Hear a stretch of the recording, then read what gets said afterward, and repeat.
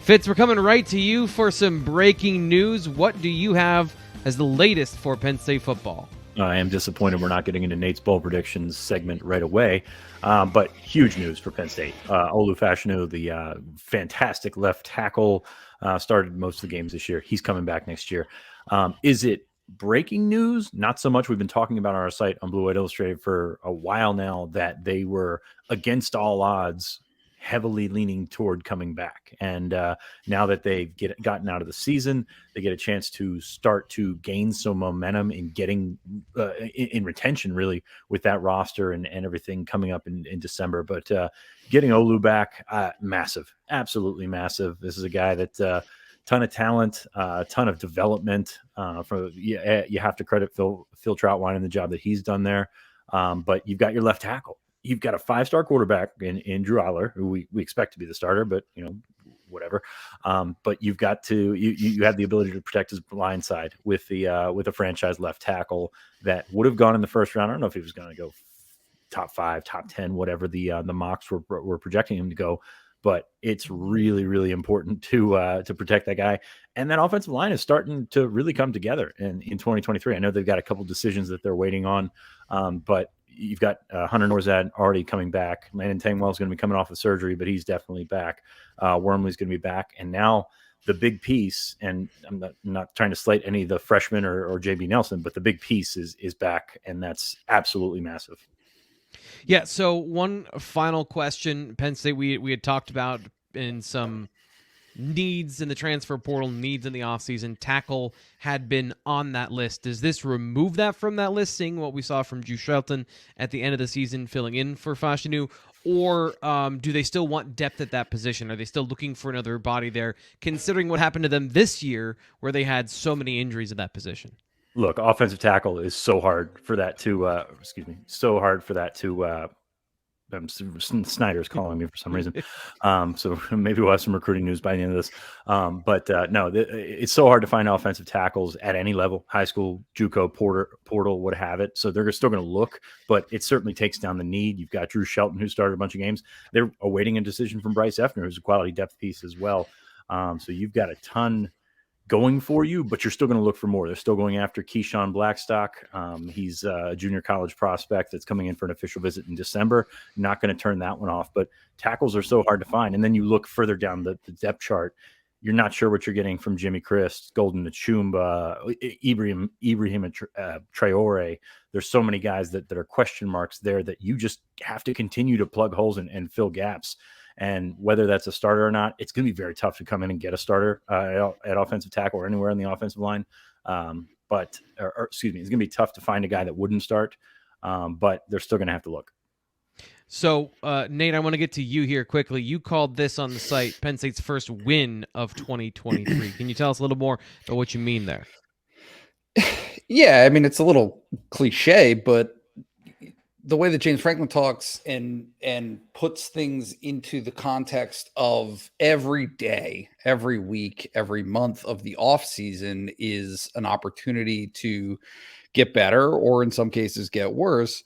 Like this is it. Right?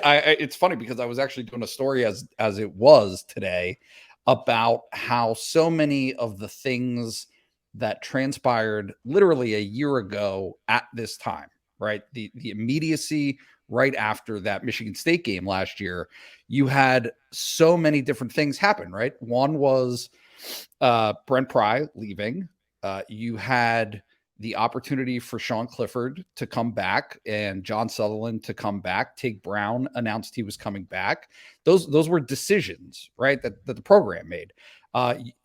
Shortly thereafter, Manny Diaz coming back, or not coming back, but the replacement for Brent Pry, just on and on down the list. Mitchell Tinsley in the transfer portal. So much of Penn State's success this season was set up by the things that happened in the first couple of weeks of December last year.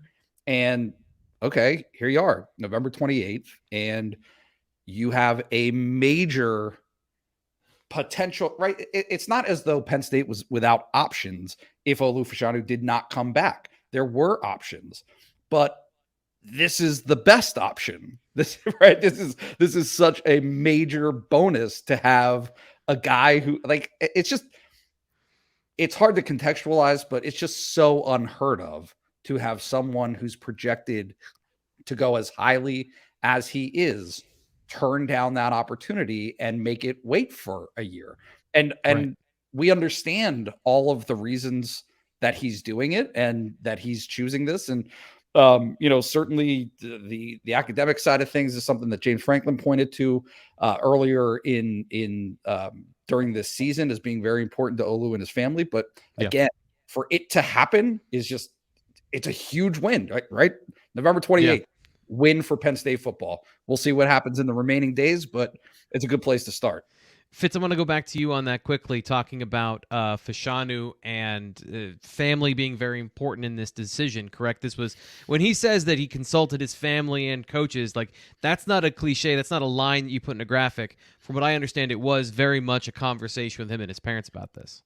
They came to Penn State I guess it'd be in October, I believe now, and had the conversation about the draft status. At this point, he was top 5 in CBS, top 10, all over the mock drafts and things like that. And Penn State had gotten feedback from pro scouts, and it was good feedback. Like he hasn't played a ton, but the strides that he made and everything that he did was pointing to him being a first-round pick.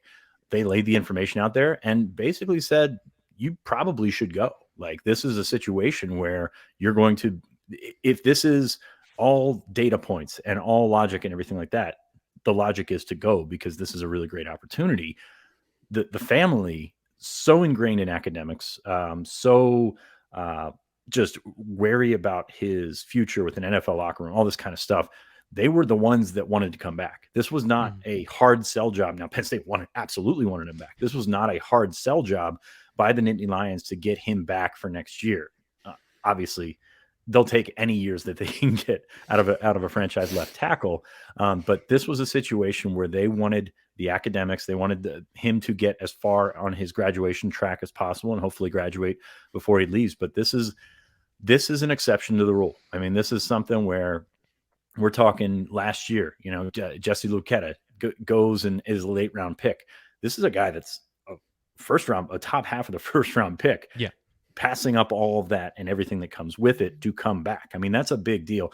And this is the way that the decisions have started to fall for Penn State. And I'm not saying it's going to, like I said, this is the exception to the rule, but Dotson coming back, Brisker coming back. You mentioned Jair Brown coming back last year, maybe not at the magnitude of this decision today, but things have started to come back around. I know NIL is going to play a factor into these decisions moving forward, and I think it's going to play big into the portal in December, which should be a very, very active month, at least on our site, covering this stuff. But it's a special case. Olu, special kid, special family, and I got to think that James Franklin was pretty happy to have that conversation and have that be the outcome, because it hasn't always been the case. Yeah, and I want to go back to something there that you said about being in the locker room, being 20. He's 19 right now. 19 I think he turns 20 in December. I've talked about this on the show again. I just want to say it here because I think it's important. There has been one 20-year-old that has performed well in his first season since 2017 in the NFL. That is Penei Sewell, who was a top 5 pick. And I believe he might have had 2 years in college football that he played. But generally, he was seen as a generational talent.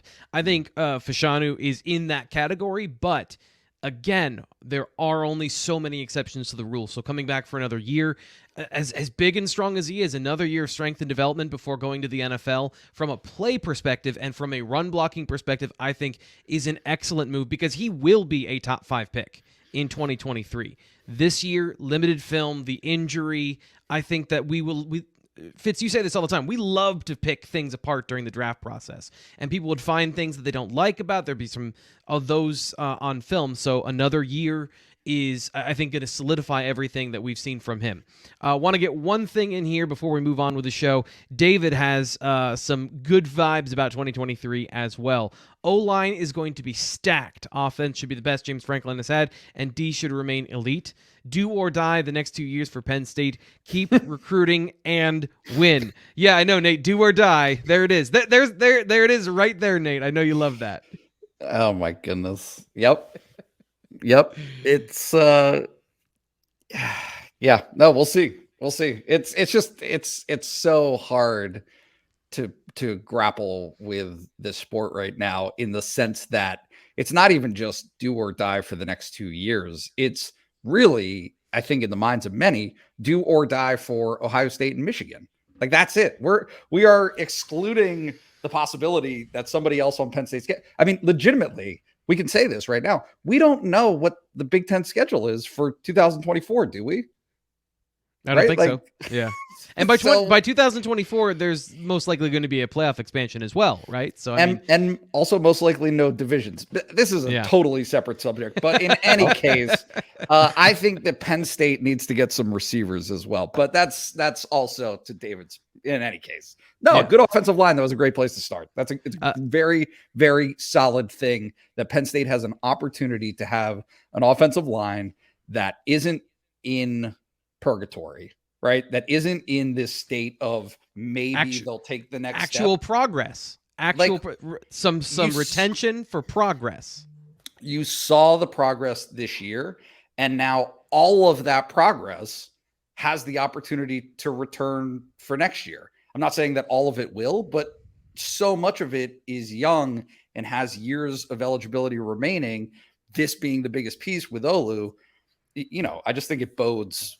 It does bode very, very well in terms of the offensive line being a strength, but not only that, the impact that it will have certainly on Drew Alar, and then also Nick Singleton and Katron Allen. Like, put all of those guys together, it gets interesting.